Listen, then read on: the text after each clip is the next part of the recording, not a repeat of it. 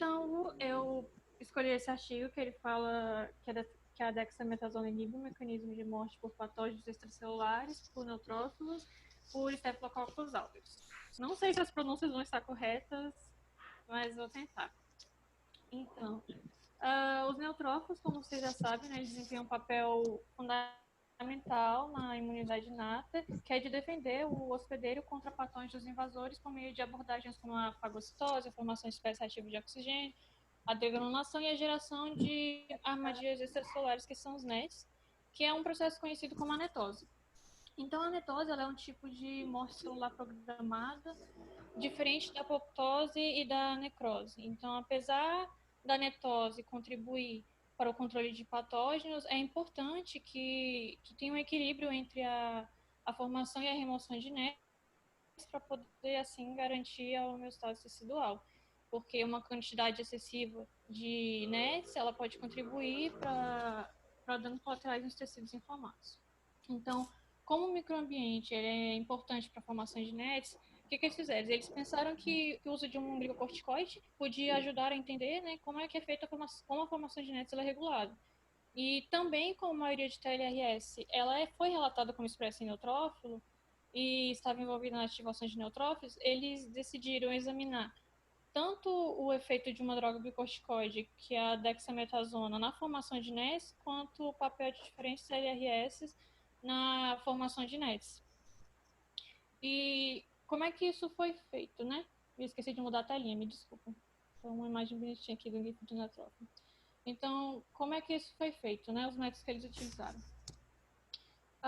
Eles isolaram, né, neutrófilos de sangue periférico de doadores saudáveis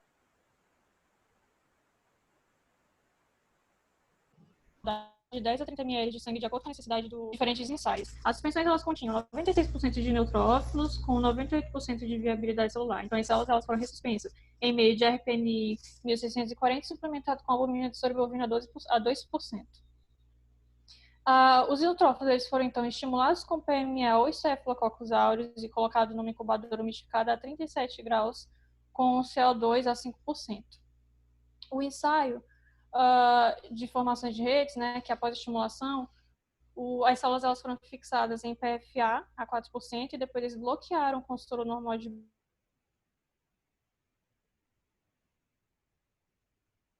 Burr a 0,05% antineutrófica, que foram detectados anticorpos secundários, né? Então, a detectação de DNA ela foi feita utilizando o ADAP. E também as armadilhas extracelulares de neutrófilos, elas foram examinadas usando o corante X-Green, se não me engano, está assim pronuncia. Então, já a cultura bacteriana, né, que foi o Staphylococcus aureus, ele foi cultivado durante a noite em caldo de LB e colhido por centrifugação e lavado suspenso em PBS. Então, o crescimento bacteriano ele foi quantificado em A600 e o número de células determinado são numa curva padrão baseada na contagem. Elas foram usadas em todas as experiências que foram realizadas. Já na quantificação de DNA extracelular, os níveis de DNA nos sobrenadantes eles foram quantificados usando o Quantité Picogreen dsDNA. O que é o Picogreen? Né? Então, ele é um corante que é permeável às células que se ligam ao dsDNA extracelular sem manchar as células vivas. E a intensidade luminosa de fluorescência ela foi medida com um leitor de placas fluorescentes, que é o Spectromax M3.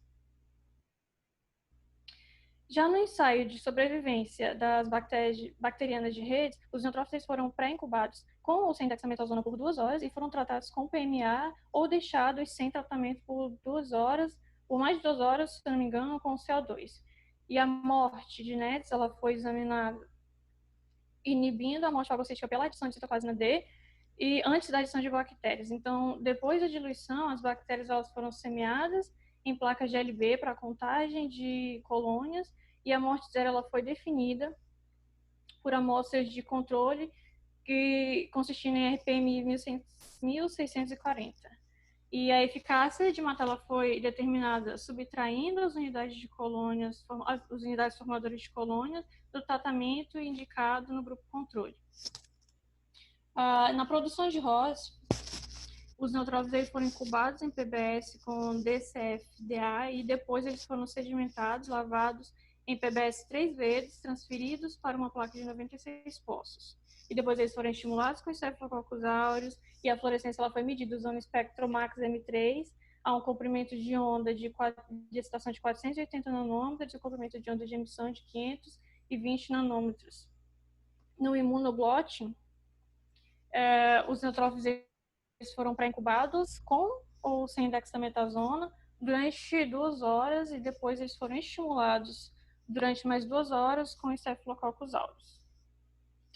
Já na análise estatística, para a comparação de 2 grupos, eles usaram o teste T-Student para dados normalmente distribuídos.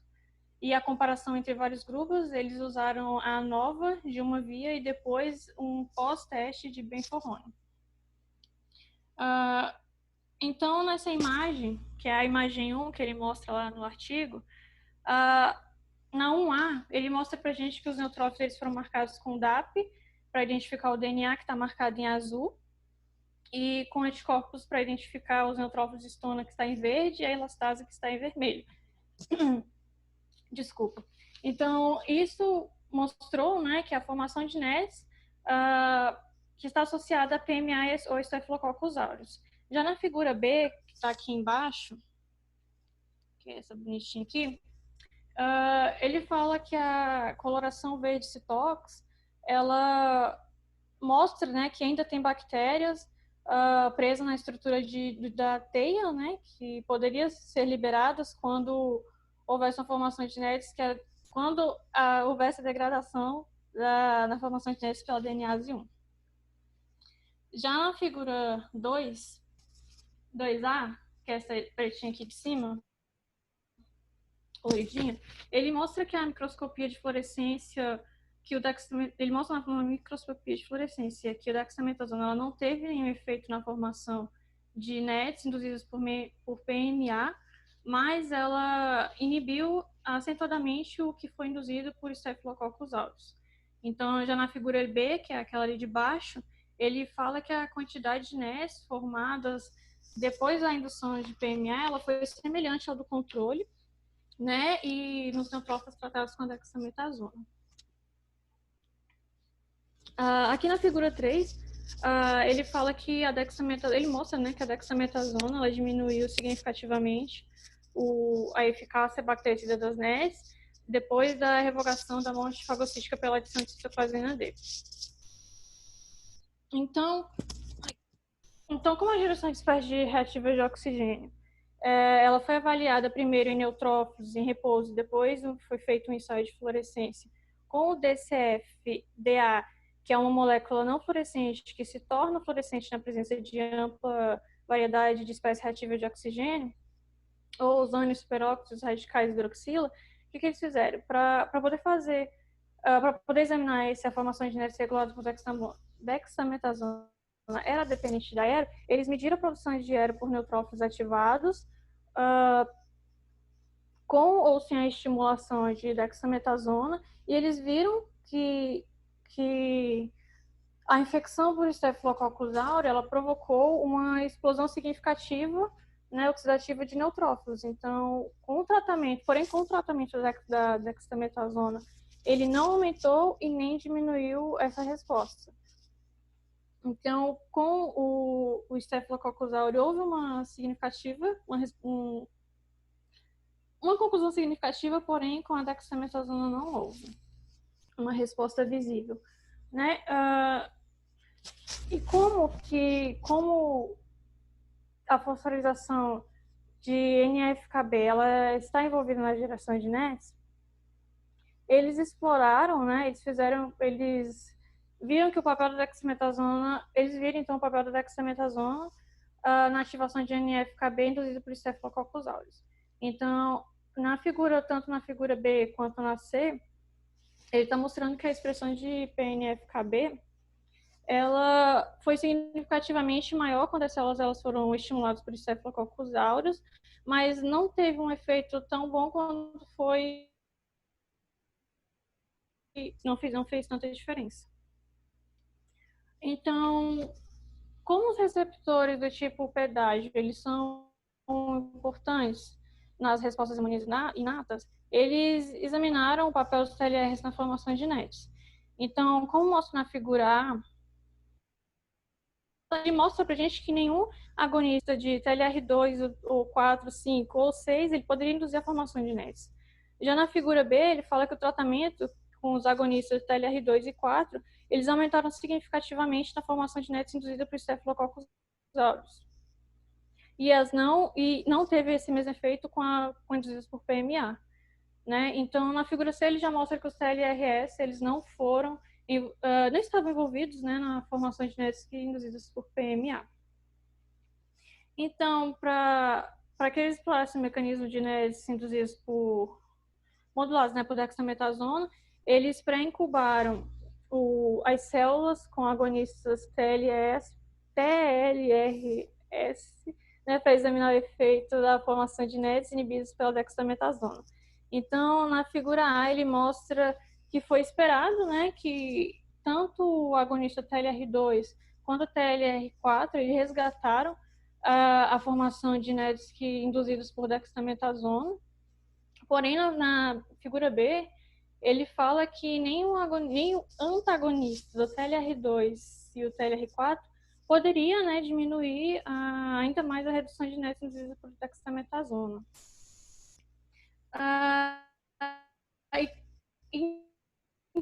Então, eles concluíram que realmente a formação de NETs, né, que a formação de NETs, elas pode ser induzida por... Ah, meu Deus, peraí, que o negócio tá bem... Desculpa. Desculpa. Foi visto, então, que a formação de NETs ela pode ser induzida em neutrófilos por diferentes estímulos, mas ele não pode ser por um mecanismo comum. E também viram que o mecanismo de como a dexametasona modula a formação de NETs induzidas por bactérias não está relacionado à produção de oxidantes e à fosforilação de NF-κB. E tanto o TLR2 e o TLR4 eles estão envolvidos na formação de NETs, e eles viram que é possível, não é uma confirmação exata, porque esse teste, se não me engano, se me recordo bem, ele foi examinado só in vitro, não in vivo, então é necessário que hajam mais testes para que isso seja confirmado. Então, é possível que a dexametasona ela regule a formação de NET induzida por Staphylococcus aureus por meio de um mecanismo dependente de TLR. E é isso. Legal, Enzo. Muito interessante aqui a apresentação, gostei. Vamos lá, pessoal. Comentários de vocês aí. O que vocês acharam de interessante? Dúvidas, questionamentos, ideias? Só uma nova de uma via que eu não entendi. Geralmente a nova você tem que ter as vias para cima, né? Não entendi, Felipe. Eu não estou entendendo. A nova de uma via. O que tem? Mas geralmente você tem que ter mais de uma via, né? Para poder definir. Porque eu não sei se é nova de uma via. Depende do número de fatores que você está testando, né? A nova de uma via, quer dizer, você fez um teste ANOVA, você tem um fator com mais que 2 níveis. É isso mesmo, que eu não tinha visto. Acho que quando a gente faz estímulo comparativo... Oi? Como a gente faz estímulo comparando com o controle, aí eu fiquei pensativo, né? Como é que seria ser a nova de uma via? Não, é porque quando você só tem estímulo e controle, você só tem um fator, né, o fator estimulação, e 2 níveis, o ativado ou não ativado. Então você nem usa nova, você usa TST. Aí se você tiver, por exemplo, um fator e 3 níveis, eu posso ter a célula não ativada, ativada pelo ativador 1 ou ativada pelo ativador 2. Você vai ter um fator e 3 níveis. Aí você usa uma nova de uma via, porque você tem um fator só. Ou então você pode ter o fator ativação ou fator inibição. No caso da Ilane, por exemplo. Então você pode ter a célula ativada ou não ativada, inibida ou não inibida. Então são 2 fatores diferentes. Aí você faz uma nova de 2 vias.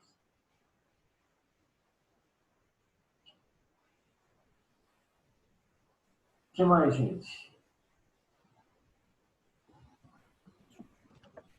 Eu achei a evidência dele com relação à participação da fosforilação de NF-κB um pouco fraca. Afinal de contas, não é só através da fosforilação que o NF-κB é regulado. E, além disso, ele fez só um teste de Western blotting, né? E a gente viu pela diferença que não é tão conclusivo assim. De fato, precisaria pegar o artigo para ver os detalhes, mas concordo que é uma sugestão de que tem a participação da fosforilação, mas concordo contigo, não é só fosforilação. Teria que olhar abundância também, teria que olhar outros mecanismos de regulação dessa via.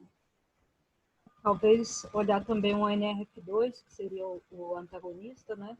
Uhum. Sim, seria outro ponto importante. Que mais? Quer dizer que o neutrófilo consegue resolver bem uma inflamação por estafilococcus, mas quando eu coloco Dexa, ele vai resolver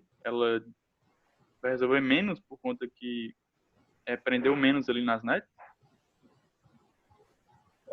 Bom, resolver infecção, eu não sei, porque esse estudo não fez avaliação de infecção, né? Não foi um estudo in vivo.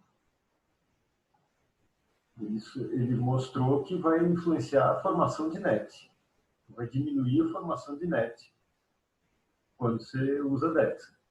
Agora, se essa diminuição na formação de NET vai retardar ou vai impedir a resolução da infecção, aí precisaria ver se já tem algum artigo nesse sentido. Provavelmente sim, né?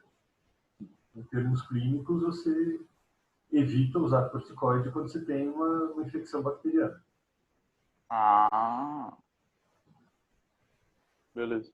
Mas não sei se tem alguma evidência clara que essa diminuição da formação de NET vai prejudicar diretamente a resolução da infecção.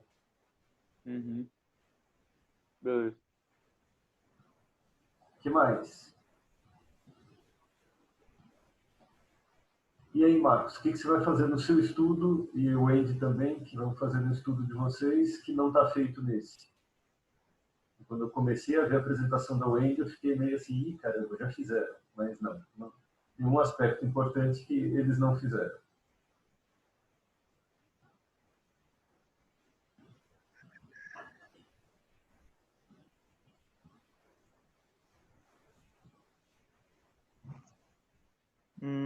É correlacionado ao ROS, professor?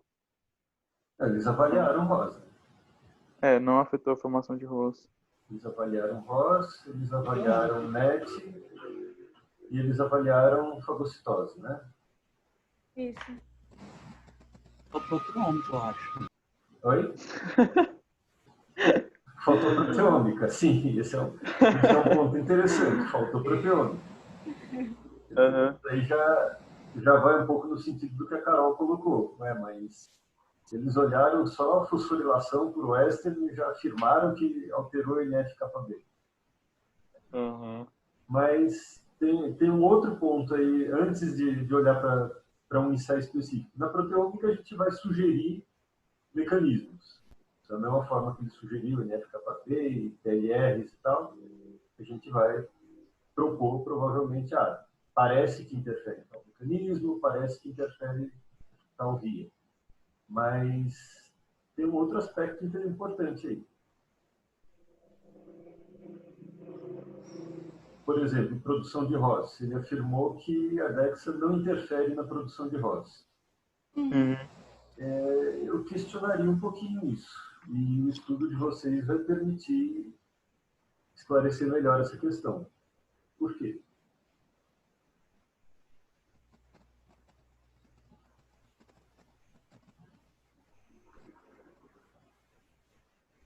Como é que nesse estudo deles, eles conseguiriam provar que a produção de ROS não aconteceu imediatamente após o contato com o micro-organismo, e mesmo que a DEXA tenha interferido na produção, ela... Como é que você sabe se ela interferiu ou não? Porque já foi produzido. Como é que eles incubaram com a DEXA? Ao mesmo tempo? Depois? Antes? Incubaram antes. Wendy, como é que foi no artigo? Você que viu mais detalhes aí. Eu peguei a parte que ela incubou 2 horas com a Dex e depois mais 2 horas com os Staphylococcus. Isso. Então, quer dizer, você vê que, nesse caso deles, eles estão vendo a capacidade de prevenção. Então, a DEXA não consegue prevenir. Mas você não tem um estudo de cinética mostrando se ela é capaz de reverter ou não. Então, ele olhou para um aspecto só. Seria interessante ver se tem a possibilidade de reversão dessa produção. Certo. Mas se você trata primeiro com DEXA, ela vai ter um efeito e depois eu observo o que acontece quando coloca em contato com a bactéria. Mas e o contrário? Se você colocar primeiro a bactéria, que geralmente é a situação que acontece. Você vai tratar com DEXA ou com o que quer que seja em resposta a um estímulo. Então você tem as duas situações que precisam ser olhadas. A prevenção e a reversão. Professor, no caso também, alguns testes que poderiam favorecer isso é o de fagocitose, né? É um teste que eles não fizeram. Teste de fagocitose... Bom, aí você não tem como ver reversão, né? Pensar aqui. Depende do seu... Quando o seu estímulo, no caso deles, que o estímulo é o próprio micro-organismo, não tem como você ver reversão. Aí você só tem como colocar, ou coloca a DEXA antes ou não coloca. Mas não dá para colocar a DEXA depois e ver se ela interfere na fagocitose. O que poderia tentar é ver se muda a cinética de fagocitose. Então, com esse método que a Catiele está querendo ver lá com o pessoal do Luiz, de fazer videomicroscopia, você pode ver a cinética de fagocitose, você coloca o micro-organismo, vê como progride essa fagocitose, depois você pode colocar um anti-inflamatório e ver se, a partir do momento em que você coloca o anti-inflamatório, tem alguma mudança no processo. Seria uma possibilidade. Professor, o legal também seria ver a abundância de migração, né? Tipo, já que a gente usa fungo, faria em fungo e bactéria, já que eles vão mexer com bactéria. Sim, Pode ver a a abundância de migração células. também seria um ponto interessante para avaliar, eles não mexeram com isso.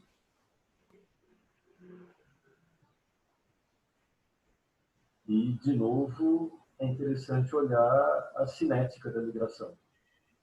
Pode olhar só o ponto final, ver quantas células migraram depois de um tempo, ou você pode ver quantas vão migrando, como é que é o início do processo e como isso progride. Existe a hipótese, pelo menos eu pensei na hipótese, de que essa migração seja progressiva. No início, você tem uma migração mais lenta e essa migração aumenta ao longo do tempo, porque à medida que as células vão recebendo estímulo para migrar, elas podem liberar outras citocinas que estimulam as células que estão para trás. Então, você pode ter um efeito cumulativo aí.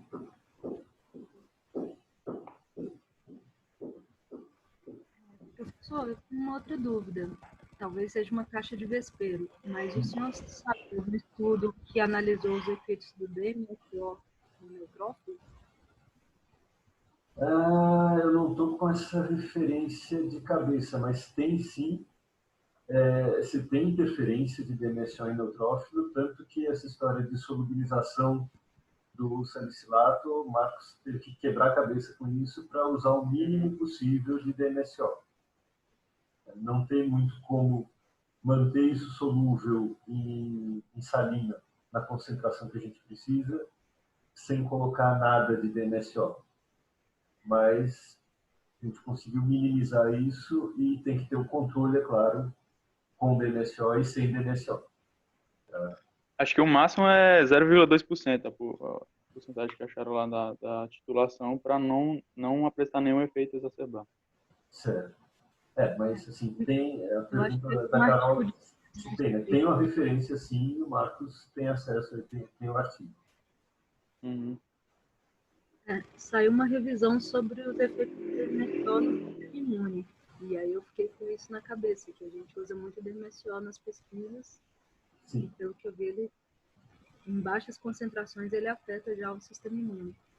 Mas nos nossos protocolos, acho que só entra DMSO no salicilato e acho que tem um dos ativadores que usa DMSO na solubilização, entende? Mas também é uma concentração muito mais baixa do que do ativador. Solubilizar o NBT também. Para o NBT, isso, para o NBT. Mas, de novo, a gente minimiza isso com diluição depois. Né? A célula fica exposta a uma concentração bem baixa de DMSO. Uhum. Eu fiquei um pouco preocupada com isso nos nossos estudos. Uhum. Não, com certeza é preocupante. Seria interessante achar algum outro solvente menos polar e mais inerte em relação aos neutrófilos.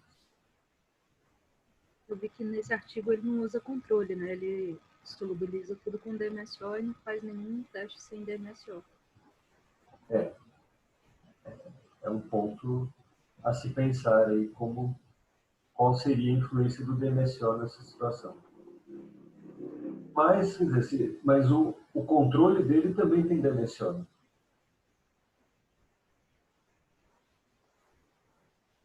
Wendy, você lembra desse detalhe? Se o controle que ele usa tem DMSO?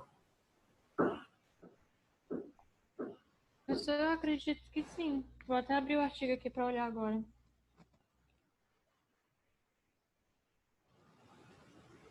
Porque, assim, entendo o DMSO, tudo bem, você ainda pode ter um viés, mas pelo menos você tem uma comparação partindo do mesmo basal.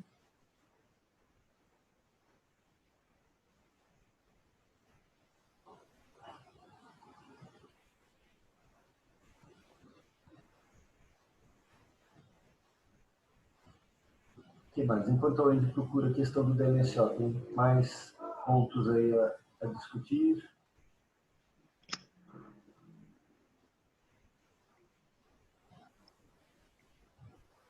Isabel e Isadora, dúvidas? Tem alguma coisa que vocês acharam aí para ser discutida nesse artigo? O artigo está no Mendeley para a gente acessar? Não sei. O índice você colocou no meio desse artigo? Coloquei no meio. João. Ah, tá bom. Vou acessar aqui, obrigada. Eu tô ok, professor. Sim. Toco. Oi, Fábio. Nada não. Tranquilo com essa apresentação? Alguma dúvida, algum ponto que você queria discutir? Professor, eu só consegui entrar no Zoom pelo celular. Eu não consegui ir pelo computador. Eu não sei se você recebeu a notificação de que eu estava tentando entrar. Ué, se você está aqui... Não, é porque eu consegui pelo celular, mas eu não consegui entrar pelo computador. Ué, estranho. Não, acho que não apareceu notificação aqui, não. Pelo menos. Pois é. Eu não vi. Tá bom, tudo bem. E aí, Wendy, achou a história do DMSO?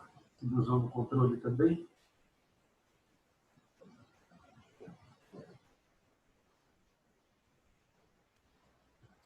Então, professor, eu acredito que ele tenha usado assim. Não tá bem explícito isso, mas eu acredito que tenha no controle também, da MSO.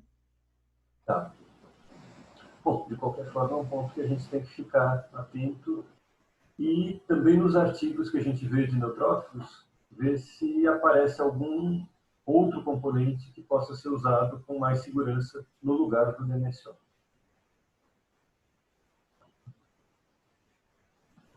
Tá. E em relação aos trabalhos de vocês, como é que estão indo as coisas? Felipe, como é que estão os progressos aí, Felipe? Eu mandei o desenho experimental lá, só que sem sucesso. Você não me respondeu. Eu estava, para variar, eu estava enrolado, mas já está marcado aqui com minha exclamaçãozinha que eu tenho que abrir esse e-mail e trabalhar nisso. Para ele. Mas, com certeza eu resolvo essa história, porque... Antes de quinta-feira, você falou que não, pode mandar essa de quinta-feira. E eu, terça-feira, acordei cedinho, terminei. Eu fiquei só lá.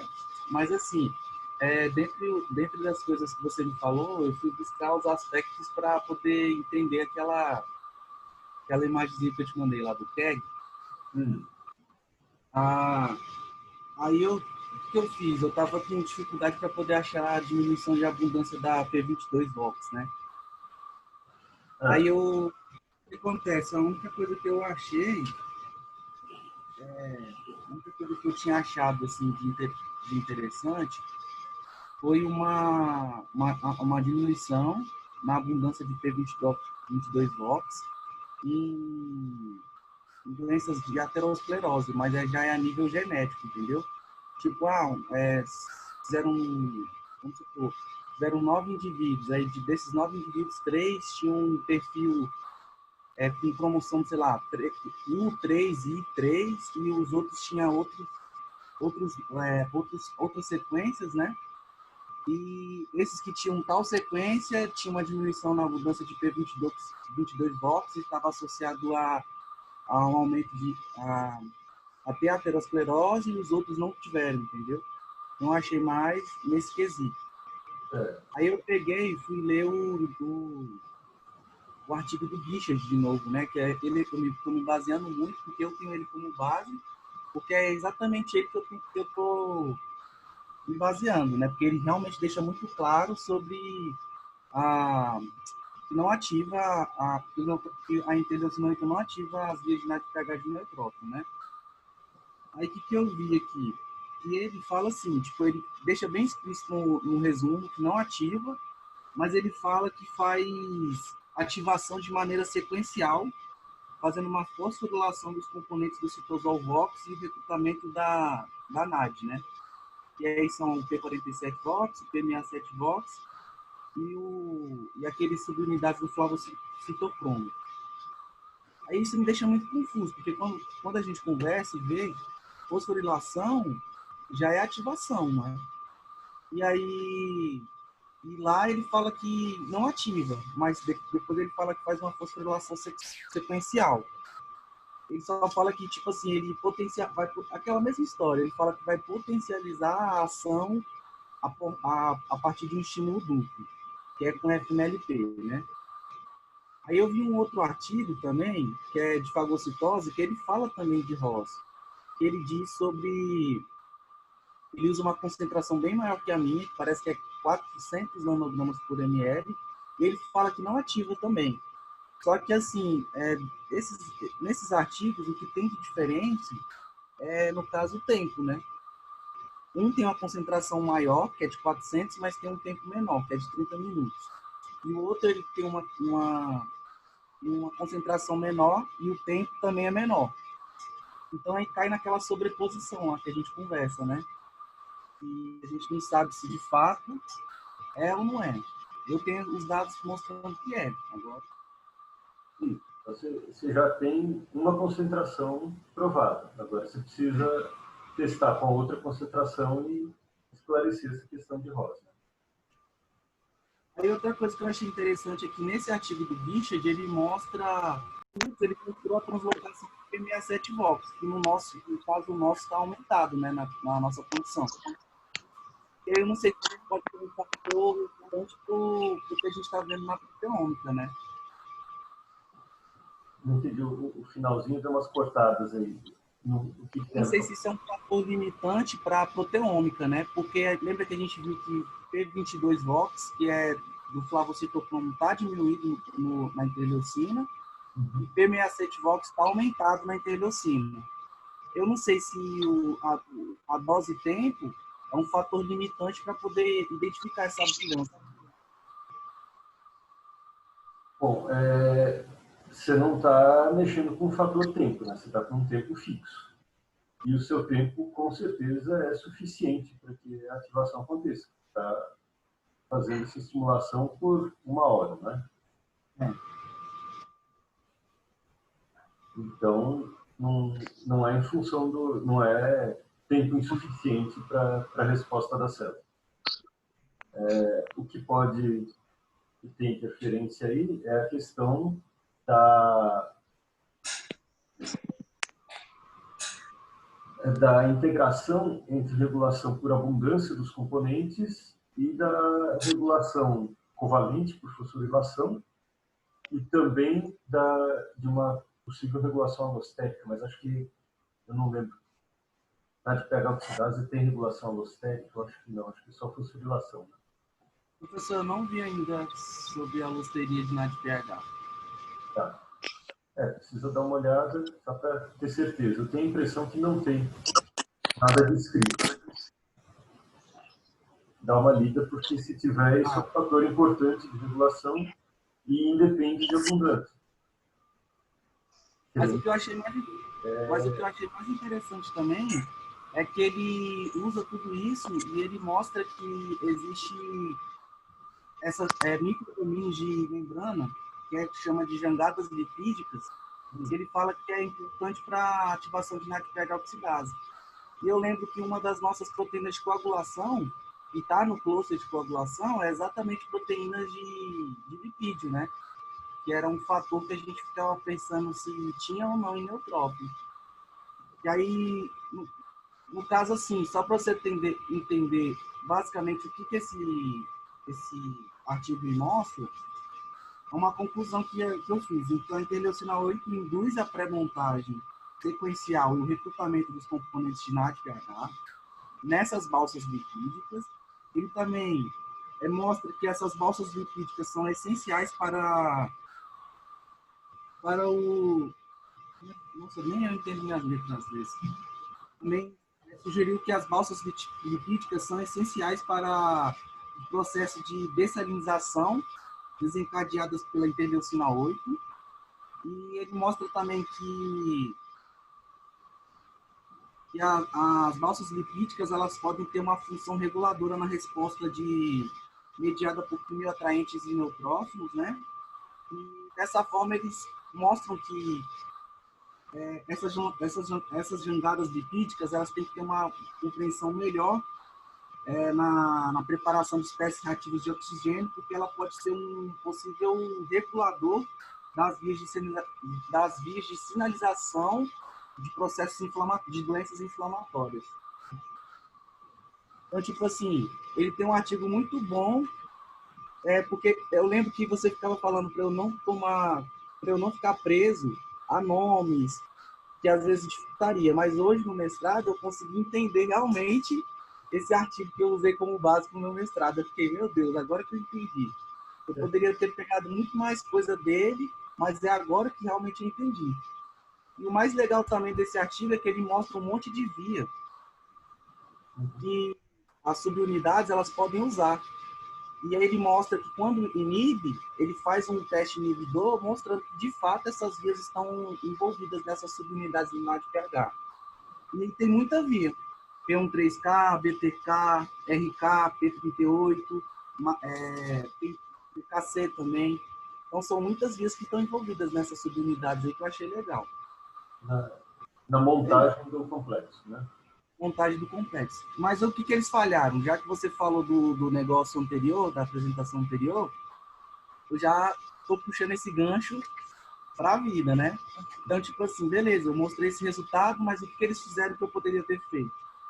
Então, eu sei que a concentração é menor, que seria o teste de validação com 50 nanogramas, que já está dentro do projeto, do desenho experimental.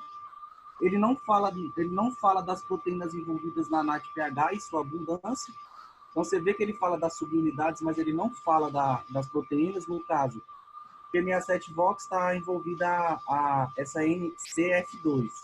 Então ele não fala sobre ela, não fala sobre as proteínas envolvidas nas subunidades e suas abundâncias. E ele não fala que a interleucina 8 ativa na ADPH. E, no caso, seria o gancho que eu usaria para poder entender melhor esse complexo, né? Não, acho que tá, assim, essa questão da qual é a relação da interleucina 8 com a ADPH oxidase. É um ponto que precisa ser detalhado no seu trabalho. Você tem informações funcionais para isso, você tem algumas informações da proteoma que contribuem para isso. Mesmo com isso tudo, não vai dar para responder muito bem essa pergunta, mas dá para acrescentar mais alguma informação e detalhar um pouquinho mais. Tá. E aí... Vou ver o que você colocou nas possibilidades de desenho experimental para ver o que mais que dá para fazer aí. Tá? E aí, no final, só viu um artigo de fagocitose, né? Que é um artigo que ele mostra... Porque ele mostra NADPH oxidase lá também. Ele faz por citometria. Só que ele não mostra algumas coisas que eu acho interessante colocar no nosso trabalho, que é exatamente aquilo que a gente bateu no ponto, que é a abundância de células fagocitadas e a cinética disso, né? Lembrando também que do que eu tenho sobre fagocitose e interleucina 8, eles falam sobre neutrófilos de boi. E aí eu não sei se de fato tem uma atividade parecida com de humano, eu tenho que pesquisar. Que parece que eu conversei com a Isabelle, parece que o de ave, por exemplo, por mais que tenha um estímulo, não tem liberação de ROS, né? Então pode ser que seja um perfil parecido. Sim. O de ave, você já sabe que tem diferença, o de rato tem diferença para a interleucina 8. Aí eu vou ver o de boi. Precisa dar uma estudada para ver se tem alguma coisa já descrita para neutrófilo de boi em relação à comparação com o humano. É isso, aí eu não vi nada de abundância de cinética, não vi nada falando sobre a abundância de células fagocitadas, que é um ponto interessante para a gente ver, que remete o teste de microscopia eletrônica de varredura, que no caso seria um dos potenciais que você falou que poderia ter. E aí a gente poderia ver o teste de microscopia microscopia óptica, vendo a quantidade de células fagocitadas. Podia ver o MEV para poder ver se tem alguma diferença de morfologia. Certo. E também tentar ver questão de citometria, porque eu li as dissertações da Micaela e da Anne, por mais que elas foram para Dinamarca, hoje a gente tem o equipamento de citometria e dá para a gente poder fazer testes funcionais usando a citometria. Eu achei dados muito interessantes com o uso da citometria. Poderia, de fato, mostrar outras coisas muito mais interessantes para a gente. Mas aí a gente precisa ter o cuidado com citometria também. Com citometria, por ser um método que é muito frequentemente usado em imuno e neutrófilos, não usar simplesmente porque é um método que está todo mundo usando e respondendo um monte de coisa. Mas pera lá, eu vou usar a citometria para responder o quê? Que informação eu quero desse método? Né? Então, acho que talvez a citometria ela seja mais precisa para você ver a abundância. Para ver a abundância de proteína? Não, por exemplo, vamos supor, na migração, a gente estava tentando usar o teste de migração, a contagem no citômetro. Então, a gente poderia ver no citômetro a quantidade a abundância de células fagocitadas, abundância de fagocitose após o estímulo por interleucina 8 e tentar fazer esse comparativo. Porque talvez seja até mais preciso do que microscopia óptica, né? Rapaz, de fagocitose por citometria, tem como, já vi artigo que o pessoal faz isso, mas não sei se é a melhor abordagem. Eu não sei se vai te dar uma informação melhor do que a microscopia. Por exemplo,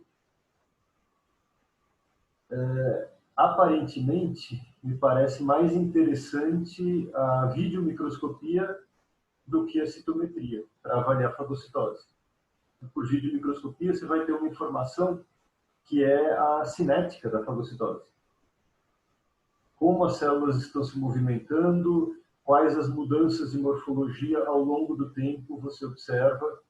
Elas fagocitam mais no começo ou mais no final, elas se movimentam mais no começo ou mais no final do processo, como isso evolui durante um período.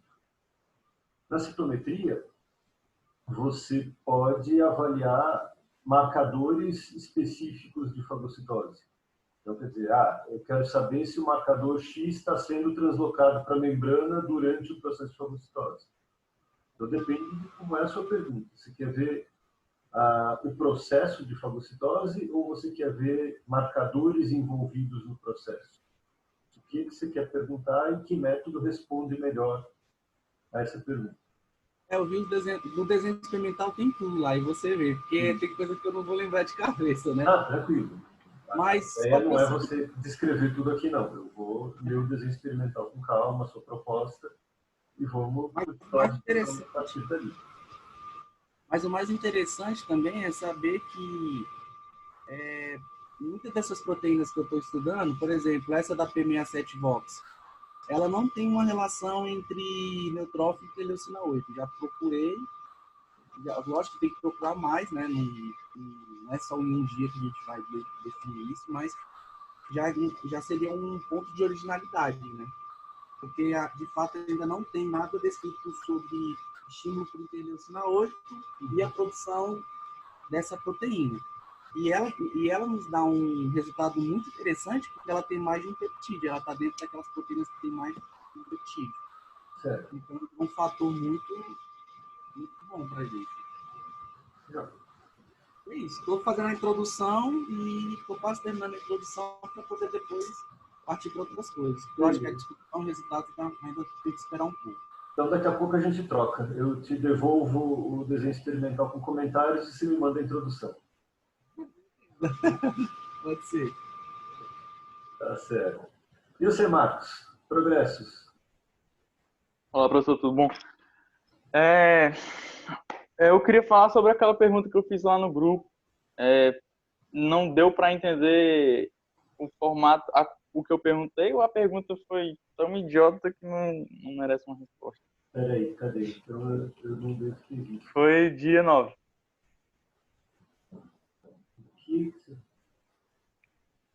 Porque eu pensei que, dependendo da resposta que vocês me derem a isso, eu poderia fazer a minha apresentação na semana que vem sobre esse assunto.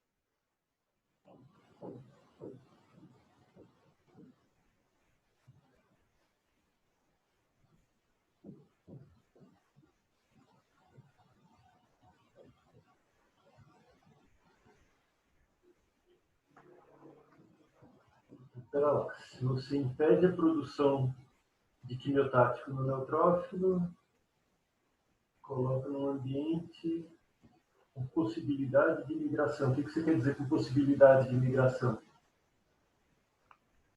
Tipo, o neutrófilo tá no meio de dois gradientes, podendo correr para qualquer um. Tá, então você tem um quimiotático externo. Como? Você inibe a liberação de quimiotáticos pelo neutrófilo, mas você coloca esse neutrófilo na presença de um quimiotático externo. Isso. Exatamente. Incluindo aquele... Tá. A produção foi inibida.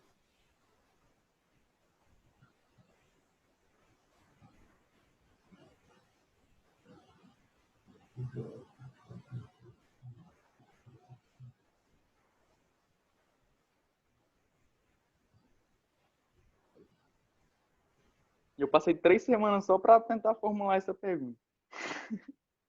Me escapado, desculpa. Eu não tinha lido essa mensagem. Passou Tudo bem. batido. Uhum. Eu não sabia o que responder mesmo, tá, Marcos? Beleza, Isabel. Desculpa de deixar no vácuo.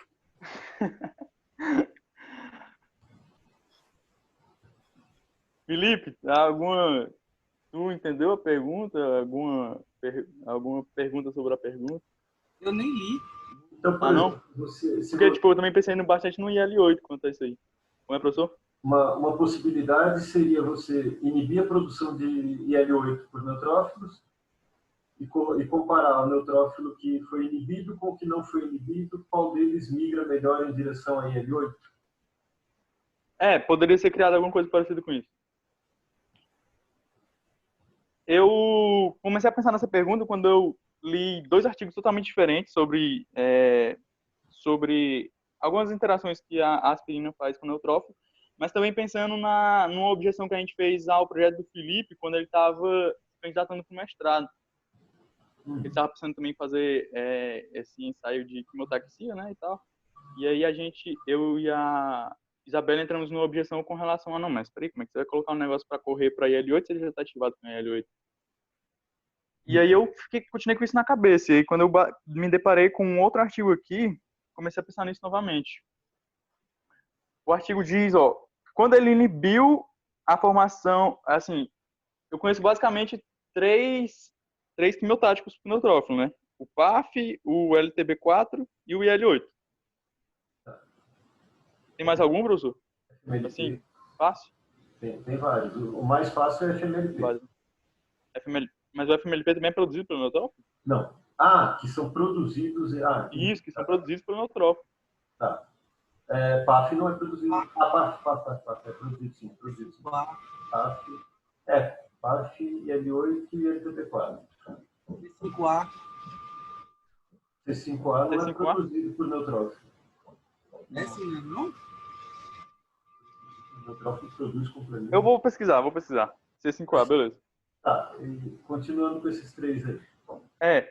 Com esses 3. No experimento, ele inibiu a enzima que gera a produção do LTB4. E aí, quando ele colocou isso... quando ele fez isso, a quimiotaxia por PAF diminuiu e a quimiotaxia por LTB4 de fora continua a mesma. Antes de inibir a produção do LTB4 no neutrófilo, a quimiotaxia de PAF era uma e a de LTB4 era outra. Quando ele inibiu, a quimiotaxia de PAF diminuiu e a de LTB4 continua a mesma. Quer dizer, se você inibe a produção de um, você diminui a migração em direção aos outros, mas não aquele mesmo. Aí, especificamente por esses 2 quimiotáticos, eu teria uma hipótese a fazer do porquê isso, do porquê especificamente neles 2. Eu ainda não teria uma hipótese se eu fosse trabalhar com algum desses 2 em relação a IL-8, por exemplo. Mas nesses 2 eu tenho. Mas o que eu realmente queria saber é se seria muito óbvio eu falar isso. Porque se não for óbvio, eu gostaria de fazer uma apresentação mostrando, sei lá, uma coisa que eu imaginei que poderia explicar um pouco isso. Beleza. Vai por aí e vê se não tem como você fazer uma revisão disso. Talvez dê uma revisão. Porque, assim, não tem nada de óbvio nisso, não. Não mesmo? Tipo, porque assim, eu até coloquei lá no começo a questão, mas vamos pensar na ação autóctone e parácrina. Sim. Quando eu inibo a produção do neutrófilo de algum quimiotático desse, eu estou inibindo uma ação autóctone por esse mesmo quimiotático, certo? E aí você vai ficar propenso a ações parácrinas.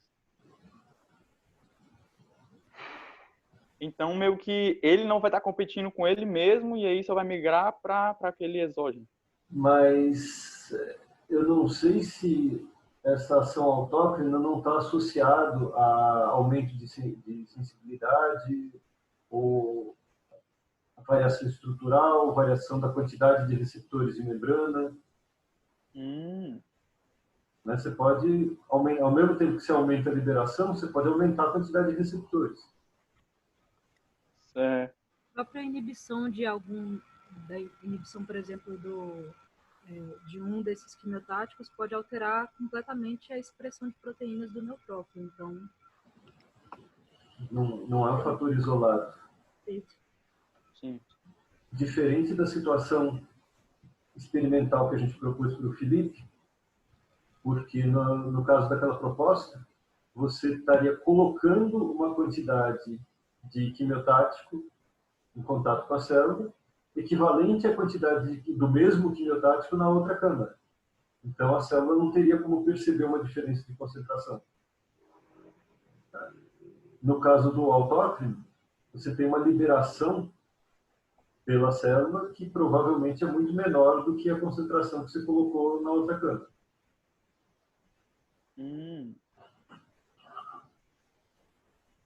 Então, é diferente dessa resposta.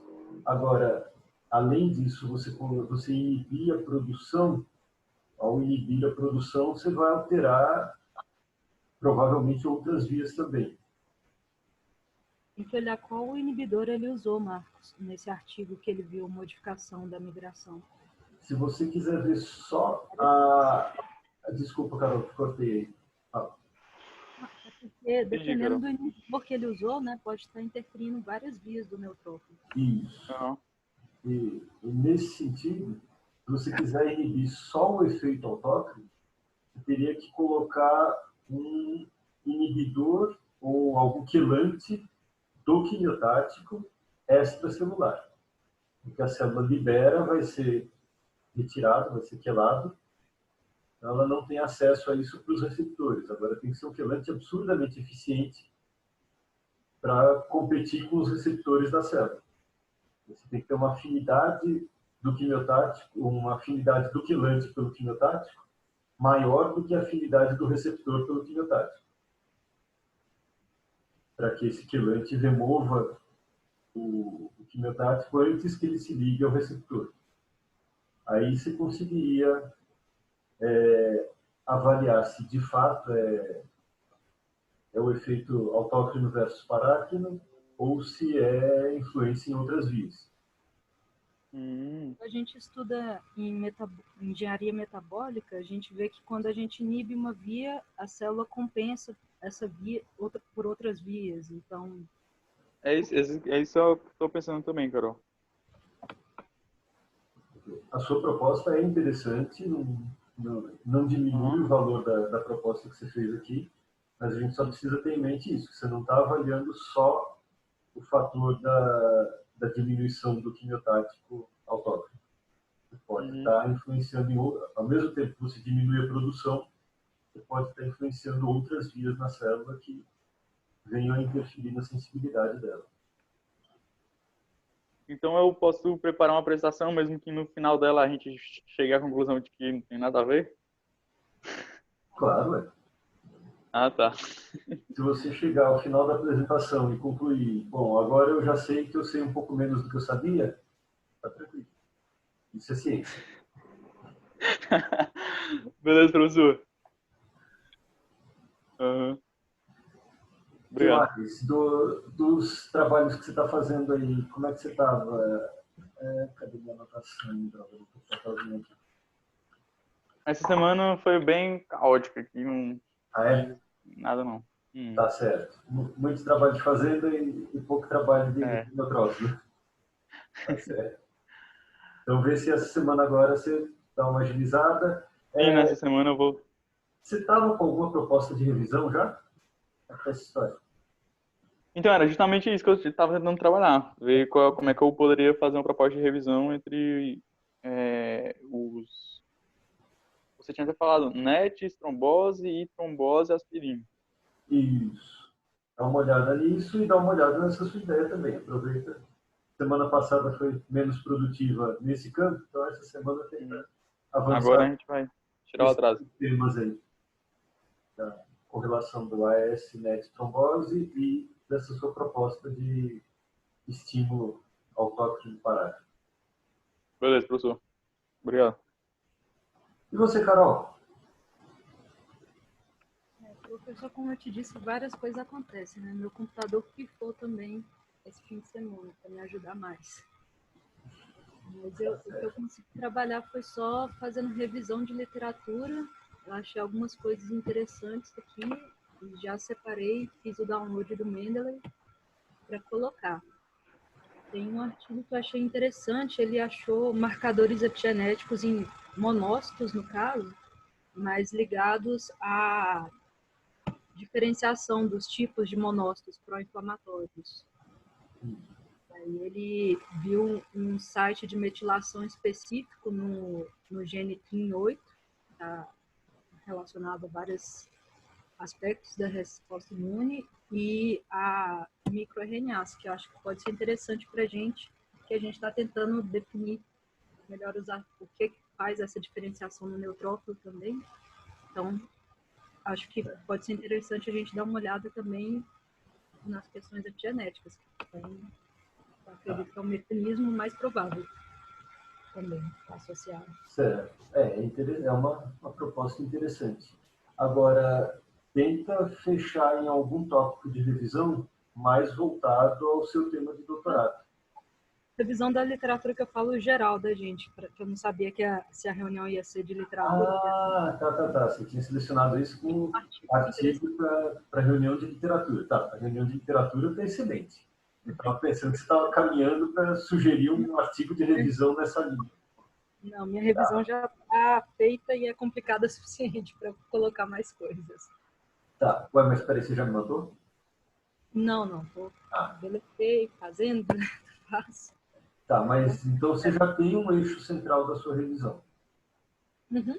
Me manda isso antes de progredir muito, porque temos que definir com clareza. Já a correção para mim até, e eu estou na fase de te mandar o retorno da correção.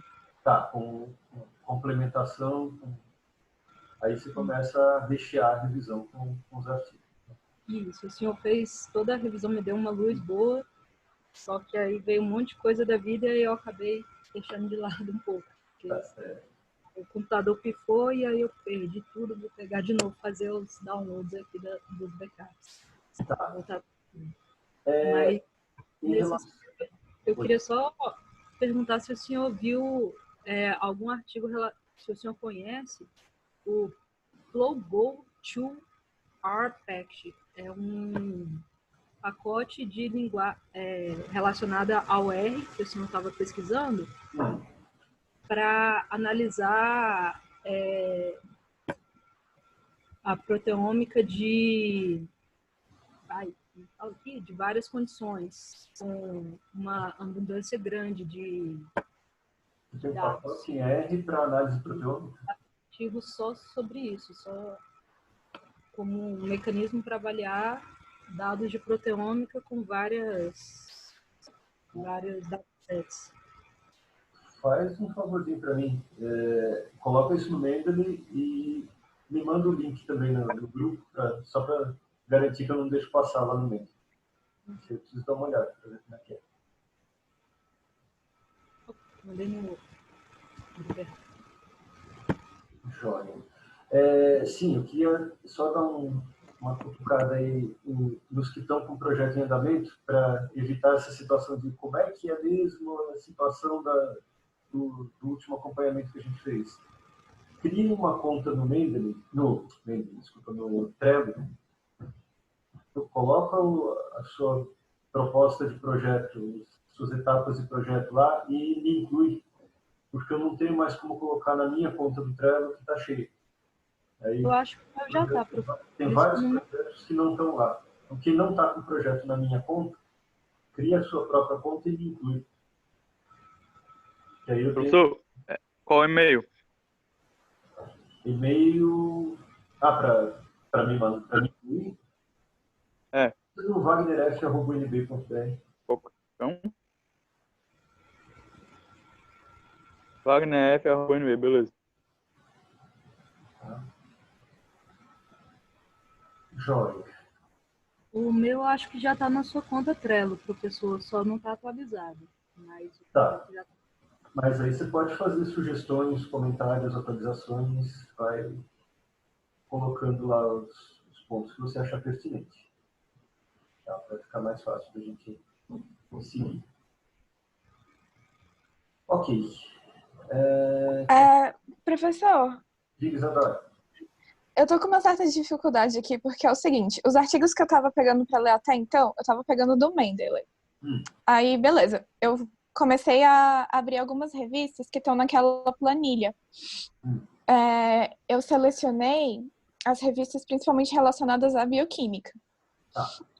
Aí eu peguei uma aqui para ler, deixa eu ver aqui, rapidinho. Tá, eu peguei uma aqui para ler e eu achei alguns artigos interessantes que eu não consegui acessar. Eu vou abrir a câmera aqui para você ver. Peraí. Eu não sei se é porque eles não estão disponíveis para mim. Provavelmente é porque você está acessando de casa e aí são artigos... Por exemplo, esse aqui eu peguei, Different Procedures of... Eu não sei falar isso. Tá, mas esse aqui eu não consegui acessar, nem esse aqui. Aí faz o seguinte, você tem acesso remoto a algum computador da UNB? Eu não sei, talvez, como é que eu faço isso. Tá, se não tiver, eu vou te passar depois no grupo o link para acesso a algum computador lá do laboratório, porque tem vários artigos que as editoras bloqueiam, que são artigos que você só tem acesso se pagar para a editora. Sim. Mas, no Brasil, a CAPES já paga para várias editoras a assinatura de milhares de jornais. Então, a gente pode ter acesso via CAPES, mas aí é só pelo acesso da instituição. Então, você teria que fazer acesso remoto a um computador na UNB e, por esse computador, acessar o artigo. Ou então, tem o jeito de contornar isso mais caseiro, que é pegar no site. É o nosso jeito. É que eu nunca fiz isso, gente. Eu realmente não sei como fazer. Se vocês pudessem me explicar, eu... Tem dois jeitos. Oi? Tem um site, que depois eu coloco o link aqui no grupo, e tem um grupo, um bot no Telegram. Aí você coloca o código DOI do artigo e ele te devolve o artigo inteiro. É um sisteminha russo que consegue craquear as editoras e manda os artigos para a gente. Tá bom, então eu vou tentar dos dois jeitos. O acesso remoto eu vou tentar também. Aí se eu não conseguir, eu baixo um Telegram, porque eu não tenho. Aí eu baixo um e tento acessar pelo grupo do Telegram, pelo bot. Pelo grupo do Telegram. Tá, joia. Então tá bom, eu vou falando com vocês. Se eu tentar e não der certo, eu peço ajuda de novo. Tranquilo. Aí você avisa aí que no grupo o pessoal já sabe bem como fazer isso. Gente, obrigada. Mudou vidas o Cypher. Com certeza. Isabel, o que você tem feito de bom, Isabel? Oi, professor. Assim, de bom, eu estou tentando aprender a mexer melhor em um Photoshop que a Catiele me passou para a gente fazer as edições, tentar encaixar a foto ali em algum lugar. Mas ela sabe mexer melhor que eu, então ela que fez da semana passada, mas eu estou tentando entender melhor, porque eu não sei muito mexer em Photoshop, não. E preparando... E a gente está vendo alguns artigos para o post dessa semana, que vai ser sobre imunidade treinada. E basicamente é isso que eu tenho feito. Você mexe melhor em qual programa gráfico? No Canva?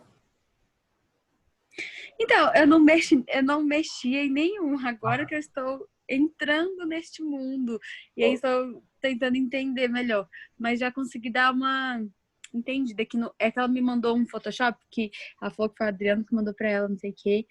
E aí eu tô mexendo nele. Deixa eu ver o nome aqui. Não sei onde está agora. Mas aí é isso. Aí a gente tá vendo alguns artigos pro tema dessa semana. Você ainda não tem, então, o texto que vai... Não. Não tenho, professor, mas eu prometo que eu vou tentar, a partir da próxima reunião, trazer isso. Porque tá muito difícil fazer antes, porque tem uns dias que a Catiele não consegue conversar e aí eu queria ver isso com ela antes de fazer o textinho mesmo, sabe? Eu mando vários trechos para ela. Mas, além disso, queria aproveitar para te perguntar. Aqueles temas que você me mandou, só para eu confirmar se eu entendi certo. O tema dessa semana vai ser imunidade treinada, mas aí a partir da semana que vem você sugeriu que a gente fizesse uns temas mais básicos para ir tipo, fazendo uma evolução? Isso, eu estou pensando em fazer como se fosse uma série de postagens mais básicas. Certo, tá bom. Então eu vou, quando eu terminar essa da imunidade, eu mando para você. Mas aí a partir da semana que vem na reunião eu tento trazer já o que vai ser mais ou menos o modelinho do que vai ser postado na quarta. Tá bom? Isso, joia. Pelo menos o conteúdo. Tá, Aí ok. tem mais um tempinho para ajeitar a forma. Tá joia? Em termos de revisão, como é que tá? Isabel? Oi? Isabel? Professor, travou aqui. Você pode falar de novo? Eu não ouvi nada. Em termos de revisão, como é que tá? Revisão o quê? Revisão... Preparo de um artigo de revisão. Professor, eu vou te falar assim, eu não vi nenhum tema que eu tenha pensado que possa ser um bom tema para revisão. Assim, se você tiver algum que você me sugira, eu vou pesquisar mais relacionado a isso. Mas assim, em termos de artigo mesmo, eu leio coisas que aparecem para mim de sugestão no meu Gmail, por causa das coisas que eu posto no Mendeley e tudo mais. Eu não sei um tema específico assim que eu tenha pensado para fazer artigo de revisão. Não sei se você tem alguma sugestão de alguma área, pelo menos, assim, alguma direção, que aí eu pesquisaria mais nesse sentido. Tem algumas coisas que a gente pode pensar aqui. Uma que surgiu na conversa de hoje seria a questão da comparação de espécies. Dar uma olhada no que tem na literatura sobre isso, se tem revisão recente, como é que está essa história. Tem outras possibilidades aí, mas um ponto que a gente poderia pensar nesse primeiro momento seria isso. Comparação de espécies. Comparação de neutrófilos, né, de funções ou Nas espécies. em espécies sim. diferentes. Então, como é que neutrófilos de espécies diferentes respondem? Quais são as semelhanças? Quais são as diferenças? Tá, eu vou me dedicar mais a isso, então. Que aspectos poderiam ser importantes para cada espécie do ponto de vista da veterinária ou para a medicina humana do ponto de vista de modelos experimentais? Né? Tá certo. Eu vou me dedicar a isso, então. Joia. E você, Wendy? Provavelmente você estava ocupada fazendo a apresentação, né? Wendy? Aonde é muito prodígio. Ela realmente fez a apresentação uma semana antes. Impossível para mim. Wendy? Alô?